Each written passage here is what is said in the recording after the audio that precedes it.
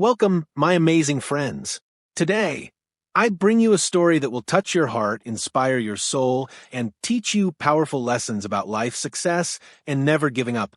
This is the story of a man who was not just an actor, not just a comedian. He was a legend, a man whose name is written in gold letters in the history of cinema, a man who made the whole world laugh while hiding his own tears. His name? Sir Charles Spencer Chaplin. But we all know him as Charlie Chaplin. No one, absolutely no one, can match his greatness. His work is timeless. His comedy is universal. His life is a lesson in perseverance, creativity, and the power of never giving up, even today. Decades after his time, he lives in our hearts. His movies still bring joy. His struggles still inspire. And his story, oh, my friends, his story will show you that no matter how hard life gets, you must keep going. This is not just a story. This is a journey of pain, rejection, poverty, success, and immortality.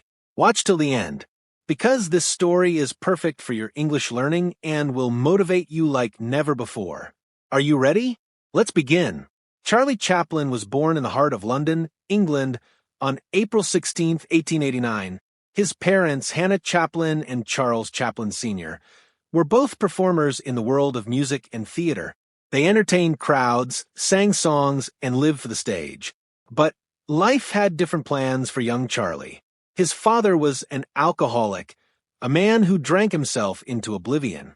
He abandoned his family when Charlie was just a little boy. His mother, Hannah, was left alone to raise two children, Charlie and his older half-brother, Sidney. And if you think life was kind to them, you are wrong. They lived in poverty, extreme, unbearable poverty. Sometimes there was no food on the table. Sometimes Charlie had to go to bed hungry. Sometimes his mother would pretend to eat just so her children could have a little more. They moved from one small, dirty room to another. They lived in fear of being thrown out. But Charlie, he was a child. And children, no matter how hard life is, still find ways to smile. Charlie's mother, Hannah, was a talented singer and actress. She performed in theaters, hoping to earn a few pennies to feed her children. Charlie loved watching her. He would sit backstage, mesmerized, dreaming of one day standing in front of an audience. But fate struck again. One terrible night, while performing in a theater, Hannah lost her voice. She could not sing. She tried, but her voice was gone. The audience shouted. They threw things at her. They wanted her off the stage. And then something magical happened. A little boy, just 5 years old, walked onto the stage. Charlie. He picked up the microphone. He sang. He danced. And the crowd? They roared with laughter. They clapped. They cheered. That was the first time Charlie performed in front of an audience. The first time he felt the magic of making people laugh. And deep inside, he knew, this is what I was born to do. But life was cruel. After many years of being poor, hungry, and sad, Charlie's mother lost her mind. She was sent to a mental hospital. Charlie and his brother were left alone, with no family, no money, and nowhere to go. They became street children, wandering, begging, fighting for survival. Imagine this. A small boy, cold and hungry, walking the streets of London, looking through trash cans for food. That was Charlie Chaplin. But did he give up? No. Did he lose hope? Never. He kept going because he had a dream. And, my friends, this is where his real journey begins. Charlie Chaplin was now just a small, hungry, and abandoned boy walking the streets of London. He had no home, no parents to care for him, no money, and no idea where his next meal would come from. He and his older brother, Sidney, were forced to live in workhouses, terrible places where poor people were sent to work in exchange for food and shelter. These places were cold, cruel, and full of suffering. Charlie was just 7 years old when he first entered one of these workhouses. Imagine a child so small, so innocent, being thrown into a world of hard labor and pain. He was separated from Sidney and sent to another workhouse alone. And when he finally returned to his mother, she was even sicker than before. Her mind was slipping away. Sometimes she didn't even recognize Charlie. Charlie watched as doctors dragged her to a mental hospital. He screamed. He cried. But he was powerless. She was gone. Charlie was truly alone, a boy with a dream. But even in his pain, he had something powerful inside him. A dream. Charlie wanted to perform. He wanted to be on stage, just like his mother. He wanted to make people laugh, to entertain them, to bring joy to a world that had been so cruel to him. But where would a poor, homeless boy go? How would he even start? The first steps towards the spotlight, Charlie knew. He had only one option: to work and fight for his dream. He was still a child, but he started looking for small jobs. He washed dishes, delivered newspapers, and even worked as a toy maker. But no matter what job he did, his heart was always on the stage. Then one day, he saw a group of street performers acting and making people laugh. Something inside him told him, this is it. This is my chance. So he joined them. He started performing on the streets, dancing, singing, doing small comedy acts. At first, no one cared. People just walked past him. But Charlie didn't give up. He kept performing. He kept improving. He watched other comedians, studied their movements, their timing, their expressions, and slowly, people started noticing him. They stopped to watch. They started laughing. And for the first time in his life, Charlie felt something magical. He had the power to make people happy. At the age of 14, Charlie got a huge opportunity. He was hired by a theater group called the 8 Lancashire Lads. It wasn't much. He was just a small part of the group, but it was a start. He worked harder than anyone. He learned every move, every trick. He practiced day and night. And his talent? It shined. One day, a theater director saw him and said, "This boy is special. He's different." Charlie was given bigger roles, more responsibilities. And then, at 16 years old, he landed his first major acting role in a play called Sherlock Holmes. Charlie was no longer just a street performer. He was now acting in real theaters in front of big audiences. People loved him. Directors saw something in him, his expressions, his movements, his ability to make people feel emotions without even saying a word. And then, something happened that would change his life forever. Hollywood came calling. In 1910, Charlie was given a once-in-a-lifetime opportunity to go to America. He was invited to join a famous comedy troupe called Fred Carno's Company, which performed in the United States. This was huge. America was where dreams came true.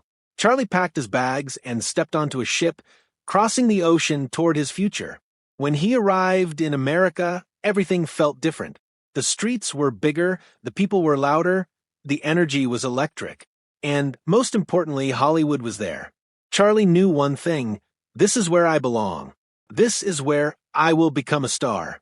In 1913, a film company called Keystone Studios noticed Charlie.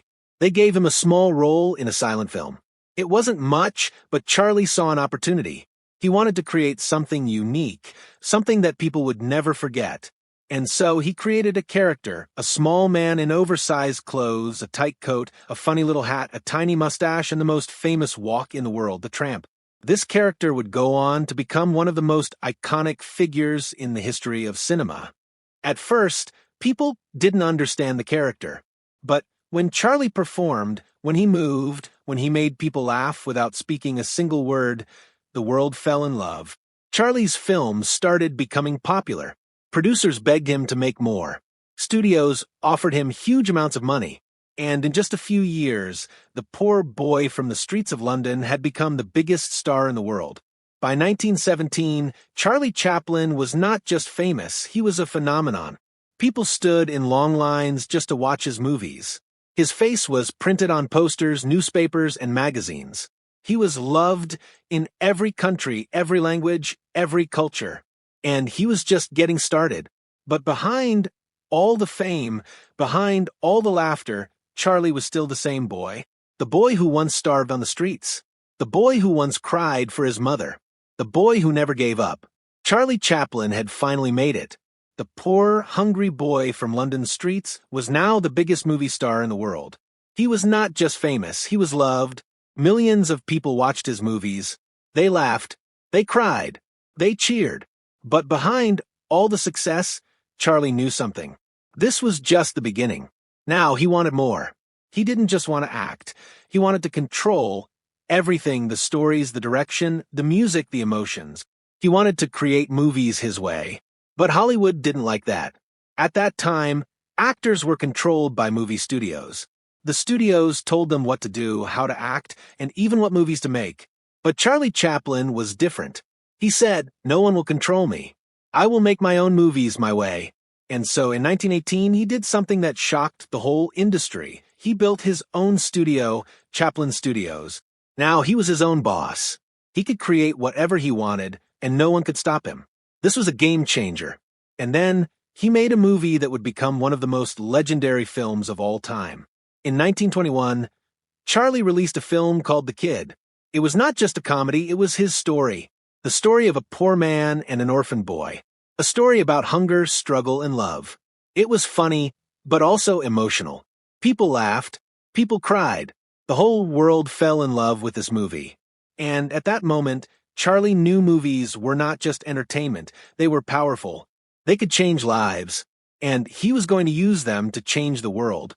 With every movie, Charlie became more powerful. Hollywood had never seen anything like him. Studios were paying actors $10 a week. But Charlie? He was earning $1 million per movie. He became the richest and most powerful actor in the world. And yet, he never forgot his past. He still remembered the days when he had nothing to eat. He remembered his mother sitting alone in the mental asylum. So, even when he had everything, he never stopped working hard. He would spend months, even years, making just one film. Every little movement, every small joke, every tiny detail, he planned everything. Because he didn't just want to make movies, he wanted to make history. And then, he did something no one believed was possible. By the late 1920s, Hollywood was changing. A new kind of movie had arrived, movies with sound. For the first time, actors could speak on screen. Silent films were dying. Everyone told Charlie, "Forget silent movies. Start making talking films." But Charlie refused. He said, "Movies don't need words. Emotions are more powerful than words." And in 1931, when the world thought silent movies were dead, he released City Lights. It was one of the most emotional, beautiful films ever made. Even though it had no dialogue, people cried watching it. The final scene, where Charlie's character looks at a blind girl, is one of the greatest moments in film history. Even today, people call it the greatest silent movie ever made. And with this movie, Charlie proved that emotions speak louder than words. By the late 1930s, the world was changing again. Adolf Hitler was rising to power in Germany. He was spreading hate, war, and fear. And Charlie noticed something strange. Hitler had the same mustache as him. People started comparing them. So, Charlie made a decision. He would use his comedy to fight against Hitler. In 1940, he made a movie called The Great Dictator. It was his first talking movie. And it was not just a comedy, it was a message to the world. In the final scene, Charlie gives a speech, one of the most powerful speeches in history. We think too much and feel too little. More than machinery, we need humanity. Let us fight for a world of reason. Let us fight for freedom. The world listened. The speech became legendary. Even today, it is watched by millions of people. It was proof that Charlie was not just a comedian, he was a visionary. He was a fighter, a voice for the people. But Hollywood didn't like this. Charlie was too powerful, too independent, and some people didn't like his political messages. So they turned against him. They accused him of things he never did. They spread lies about him. And finally, in 1952, they forced him to leave America. Charlie was kicked out of the country he had helped build. Heartbroken, Charlie moved to Switzerland. He stopped making movies. He lived a quiet life with his family. But the world never forgot him. Then, in 1972, after 20 years, Hollywood realized their mistake. They invited Charlie back at the Oscars. They gave him a standing ovation, the longest in history. 12 minutes of applause. Even after everything, Charlie had won because he was not just an actor. He was a legend. Charlie's life teaches us one thing: never give up.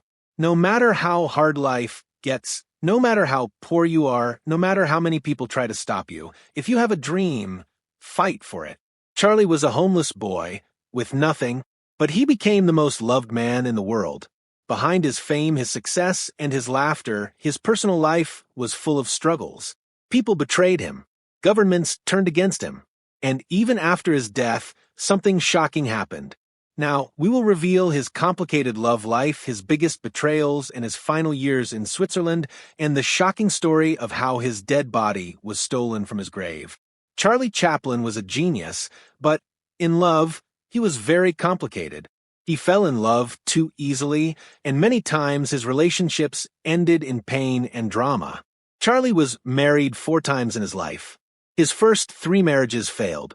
Each time, the woman left him, took his money, and sometimes even took him to court. People started saying, Charlie can make the whole world happy, but he cannot find happiness in love. But then something changed.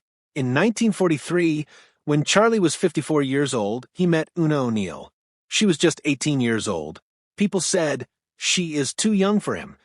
But Charlie didn't care. For the first time, he had found true love. Una became the most important person in his life. She stood by him when the world turned against him. She was his best friend, his love, his everything. They stayed together until the very end. And despite the age gap, they were truly happy. They had 8 children together. For the first time, Charlie had a real family. And there he lived his final years. For 25 years, Charlie lived in a beautiful house in Switzerland. It was peaceful. It was quiet. He spent time writing, reading, and playing with his kids. He would walk in his garden, thinking about his past, his struggles, and his journey. Sometimes he would watch his old movies and laugh. Even though he was away from Hollywood, he was not forgotten. People all over the world still loved him. On December 25, 1977, the world woke up to sad news. Charlie Chaplin had died in his sleep. He was 88 years old. It was Christmas Day. The world went silent. A man who had made billions of people laugh was gone. People cried. Every country in the world paid tribute to him. Newspapers wrote, "The world has lost its greatest comedian." But then something shocking happened. 3 months after his death, something unbelievable happened. One night, a group of thieves broke into his grave. They dug up his coffin, and they stole Charlie Chaplin's body. Yes, his dead body was kidnapped. The thieves wanted money. They demanded $600,000 from his family. But Una, his wife, refused. She said, Charlie would have laughed at this situation for weeks. The world was shocked. Where was Charlie Chaplin's body? Then, after a huge police investigation, the thieves were finally caught. They were 2 poor men from Eastern Europe. They had stolen the body to escape poverty. Finally, Charlie's body was returned to his family, and this time they buried him in a stronger, cement-covered grave so that no one could ever steal him again. Even though Charlie Chaplin died in 1977, he is still alive. Every time we laugh, he is there. Every time we watch a great movie, he is there. He taught us that life is not just about money, success, or power. Life is about laughter, love, and never giving up. Even when he had nothing, he never lost hope. Even when the world turned against him, he never stopped fighting. Charlie Chaplin is not just a name, he is an emotion. He is the greatest comedian in history, and his story will inspire generations to come. So, if he can do it, so can you. Dream big, work hard, and one day, your story will inspire the world. Charlie Chaplin's story is over, but his lessons, his movies, and his spirit will live forever. If you love this story, share it with the world, because Charlie's message must never be forgotten. And always remember his most famous words, "A day without laughter is a day wasted." Thank you, Charlie. We will never forget you. If this story inspired you, imagine how many more incredible stories are out there waiting to be told. Backhand index pointing, right? Make sure to hit the like button, subscribe to Fluent English 24/7, and turn on the bell icon so you never miss an inspiring story. Speech balloon comment below, which part of Charlie Chaplin's life inspired you the most? Let's discuss. Rocket, keep learning, keep growing, and I'll see you in the next video.